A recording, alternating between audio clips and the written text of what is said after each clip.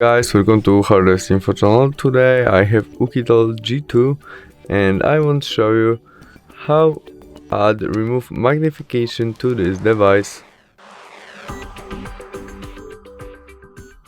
Firstly, open settings application. In it we must swipe down and look for our accessibility option, and there we tap on magnification, where we must turn on our magnification shortcut confirmed by got it, and we have it. We can easily change position of that. I swipe with it on screen and select place when we want it. To zoom our screen, we tap on our magnification and tap on screen.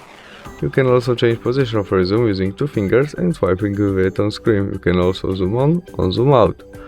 When you zoom, when you use one finger, you can go up and down. To turn off, press again on your shortcut. And that's all. Thanks for watching. Bye.